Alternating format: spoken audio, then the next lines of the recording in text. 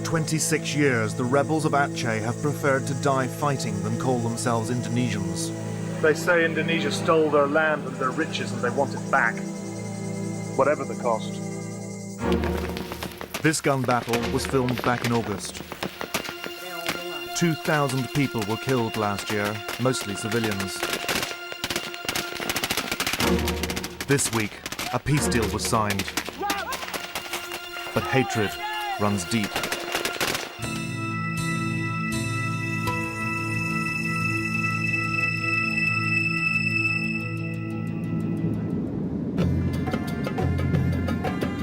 This is a vast and often violent land of 220 million people. A country torn apart by conflict.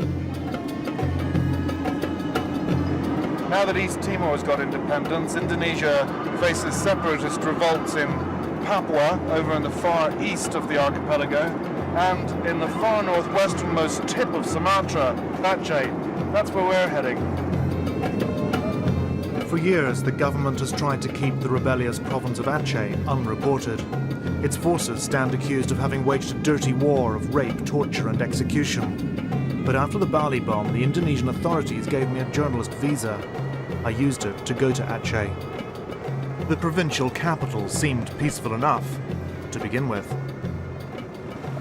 Outside their local parliament of government appointees, people were demanding an end to the bloodshed.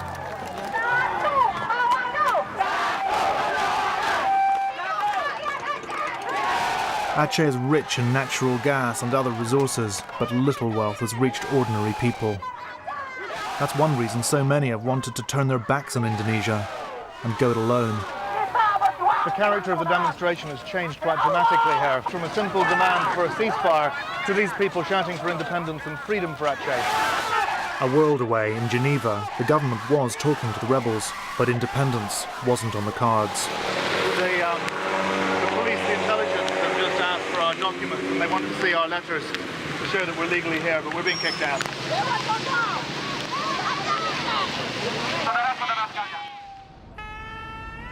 In Aceh, poverty mingles with memories of past glories. For centuries, Aceh was a rich, powerful and fiercely independent sultanate. A golden age, now written out of Indonesian schoolbooks.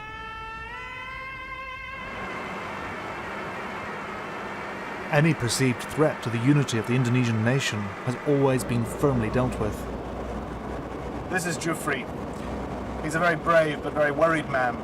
2 years ago, when he was helping resettle Achenese refugees, a soldier came up to him and smashed him in the face with his rifle butt, breaking his cheekbone and his jawbone. They then stripped him naked and shoved him in a darkened room for 48 hours.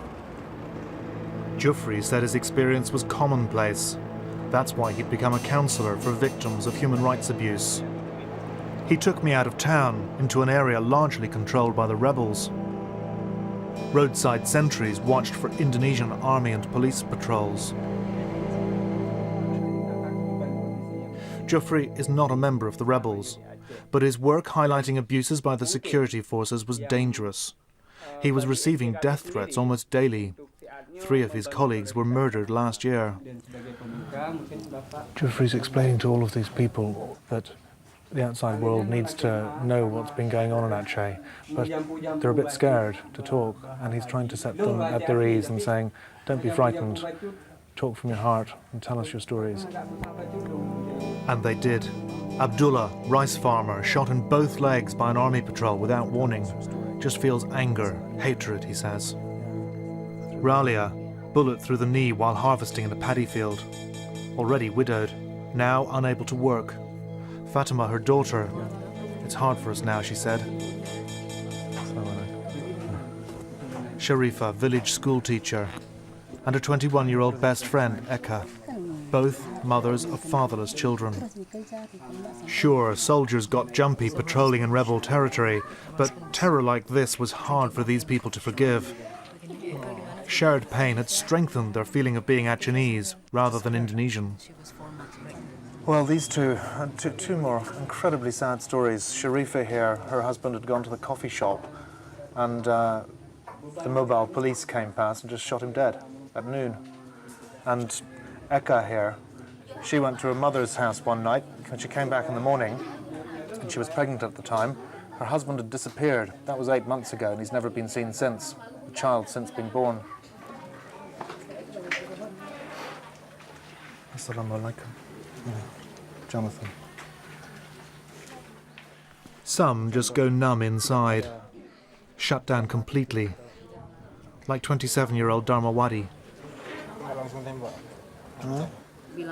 Tidak bisa. Okay, well that's a classic case of fire first, talk later, or in this case talk not even at all. This man was coming back from having collected firewood, was walking across a paddy field, and a mobile foot patrol of soldiers saw him, just shot him down. He was shot twice in one leg, and it won't heal, he says. Last year, the Indonesian president apologised for human rights abuse in Aceh, but it didn't stop. So they're just bringing these people in from villages around and about to meet us because they just want to show us just how bad this is. These are ordinary villagers, farmers just being mown down. We'd been there 2 hours. One man had warned me that if soldiers entered the village, we should drop everything and run like hell. Thankfully, it didn't come to that. I'd heard that in the countryside, few families had been left untouched by violence. I couldn't help feeling that even if peace were to break out tomorrow, these wounds might never heal.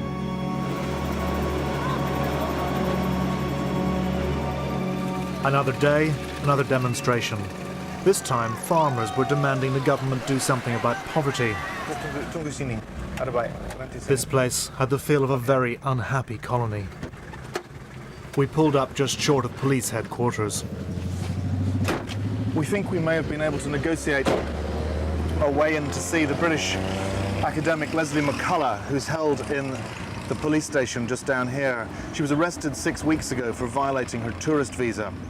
One of the things that she said, which really riled the Indonesian authorities, was that in their own imaginations, most Acehnese are unlikely ever to belong to Indonesia.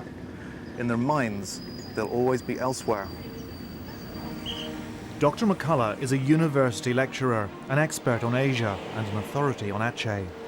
No journalist had talked to her since she was arrested at knife point by the army. Her jailer, the Commissioner of Police for Aceh Province, wanted to talk to us. He showed me prosecution documents, printouts from Dr. McCullough's laptop. She'd insisted these documents were for academic research. He disagreed. If she'd really been a tourist, he told me, she'd have been lying on a beach.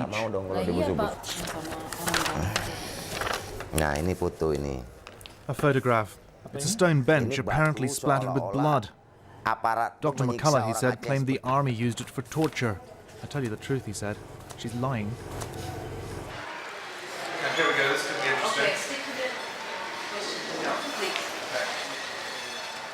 It seemed we had persuaded the Commissioner to let me in to meet Dr. McCullough. He'd made much of the free press in Aceh, but there were certain questions he did not want me to ask. So this is the office in which she's held. It's not a prison cell. It's an old office without a window inside the police headquarters.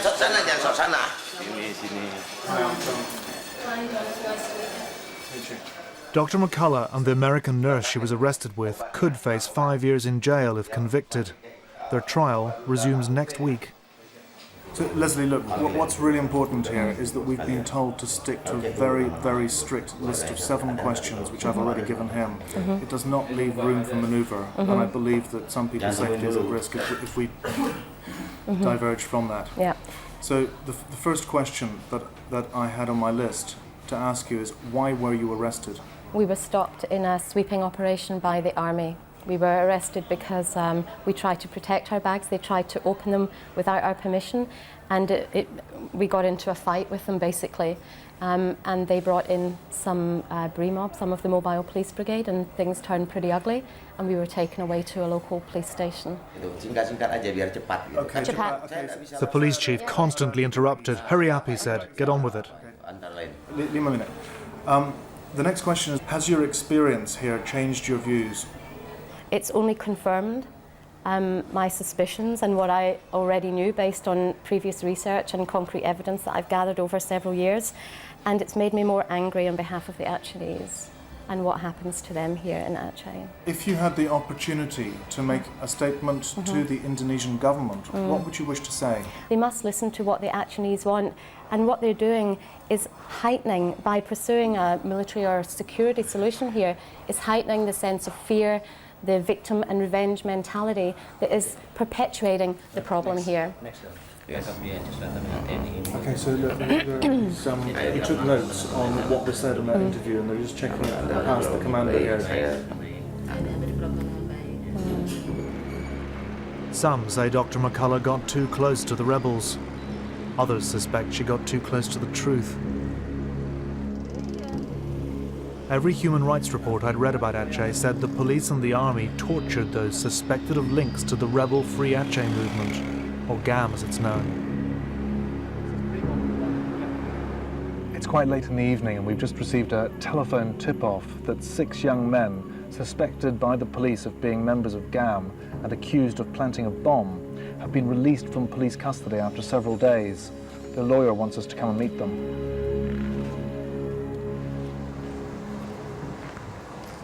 Well, as you can see, the injuries suffered by these men are pretty severe.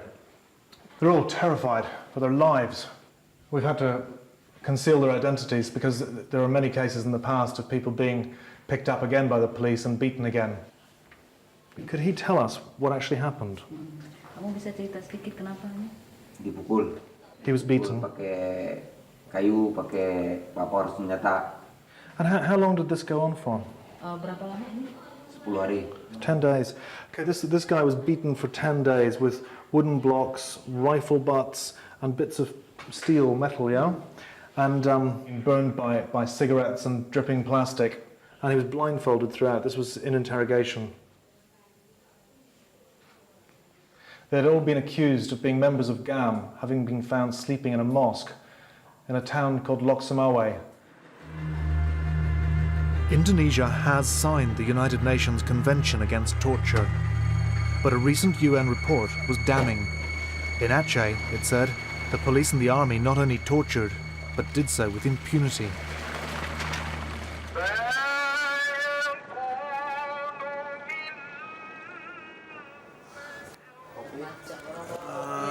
Terima kasih, Pak. Okay, we're sitting here waiting for a meeting with Jali Yusuf, the commander of the army in Aceh. The interesting thing about him is that he's an Acehnese himself. He was appointed to win hearts and minds. This is the general just coming now.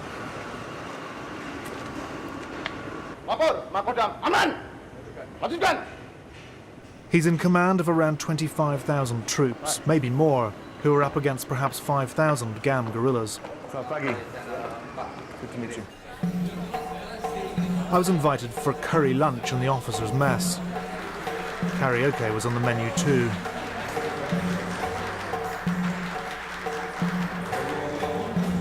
General Jali Yusuf liked to lead from the front. He has such a lovely voice. Shadia, my Acehnese guide, was in full agreement. As the general crooned, the gossip was about war and peace. Word was the Americans were leaning on the government and the rebels to do a deal.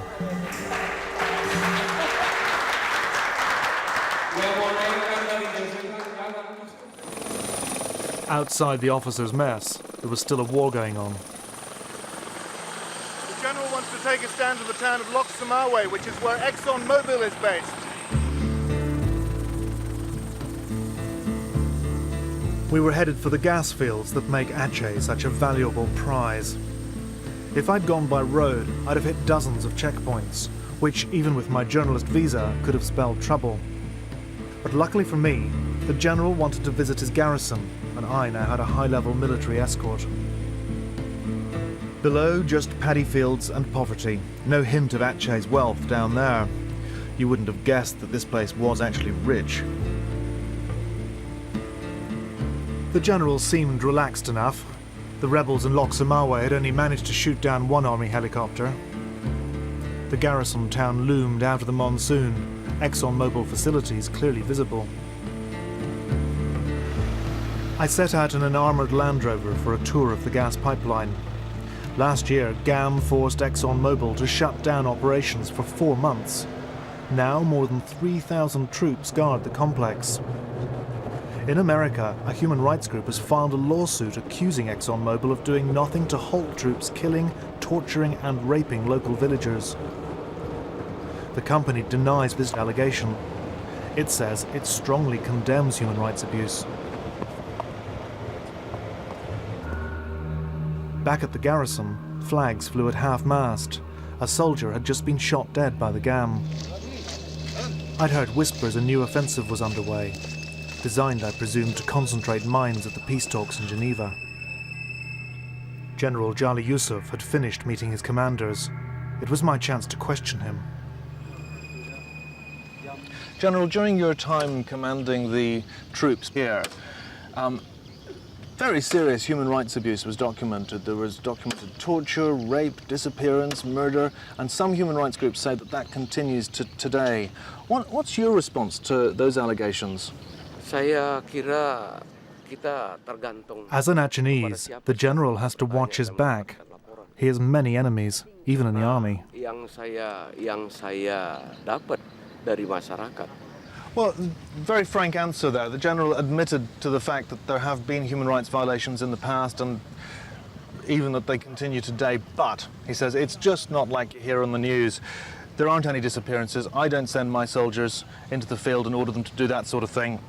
He says the human rights groups are using the ExxonMobil thing to their advantage and they've got their own agenda. There's an anti-army propaganda thing going on, he says. They're accusing us of being in their pay. Frankly, he says, I can speak to you with a clean heart. I want to secure Aceh. And he said, basically, there will never be a separate Aceh. But if this is what life would be like in a secure Aceh, it's a frightening vision. I was invited to join the general's convoy as he made a personal detour deep into rebel-held territory.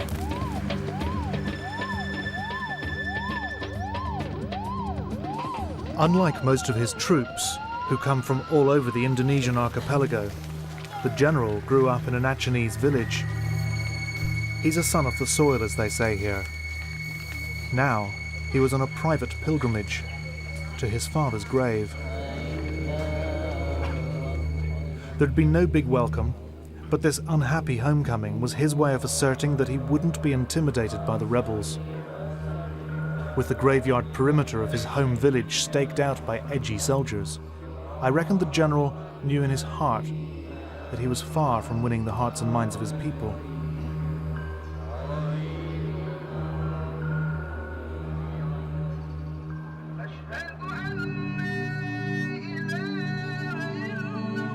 Before I'd left the UK, I'd been in contact with the GAM rebels. Now I'd got the green light. Back in GAM territory, I covered up in case we ran into the police or the army. I'd programmed in the general's mobile number just in case. Okay, we've had a big change of plan. We were going to go down and meet some of the GAM leaders down in the ExxonMobil area, but we had a message from them earlier to say that they've come under heavy and sustained attack from the Indonesian military and they can no longer accommodate. A small boat appeared out of the half-light. We were to be taken somewhere else.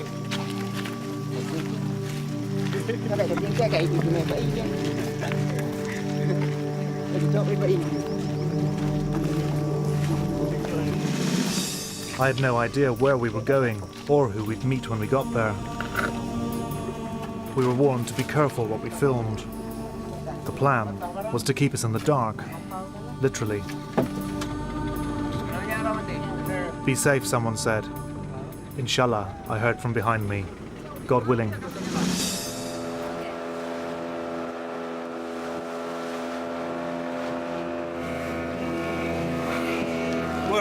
We're belting along in a speedboat here, in dead of night, and getting very wet in the process. I think it's about a half-hour ride into the GAM base to which we're heading.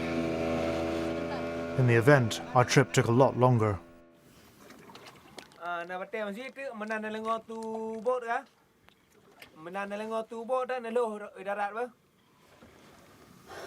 Okay, we're floating around here about a kilometre or so offshore, and we've cut the engine, and the boatman and the Gam guerrilla who's with us has just been radioing into the village to see if it's safe for us to go in now, and we're waiting for the all clear. Guided by flashlights, our boat reversed over a reef through heavy surf. No moon, but from what I could make out, we were in a jungle camp, not a village. Men with guns ushered us into a clearing. I didn't get too misty-eyed about these rebel fighters. I knew Gam's own human rights record was open to question. Its guerrillas have killed informants, they've run extortion rackets, and have kidnapped for ransom. These young rebels had only ever known war. For all the talk of a possible deal in Geneva, hopes have been dashed so many times that the chances of peace seemed as remote as this jungle command post. The air was thick with the smell of clove cigarettes. On the boat, I'd overheard talk on the radio that there'd been a delivery of weapons that night somewhere along this stretch of coast. I asked if they'd been the recipients. No, they insisted, not us. The source of their weapons was closer to home. So what they're saying is that one of the main sources of the weapons that they have here is actually from the army, and some of them they capture, but others they buy from them, and a lot of ammunition as well. And this gun here, they've just scrubbed the serial numbers off so that they can't tell. In fact, if you on the other side, on this side, they've got their ASNLF, that's the Aceh Sumatra National Liberation Front, which is the full name for the GAM. These are M16 bullets, and they say that these ones they can buy from the army for 3,000 rupiah, which is about 30p. Not only do they get their guns and ammunition from the army, but it's quite a useful way for them to get military training as well. There are quite a number of Acehnese who join the army, and they then defect back to the GAM once they've got the military training. We talked long into the night. It was Ramadan, the Muslim fasting month, and at 4 a.m. they served up fish curry and rice. This would be their last meal until the following evening. During the night, I'd expressed surprise at their willingness to be filmed. No problem, they'd said. We're dead anyway. But this week, the talks in Geneva have in fact produced a deal. Elections if the rebels hand in their guns. Self-rule, not independence. But no one's jumping for joy just yet. Listen to this 21-year-old platoon commander, and you understand why.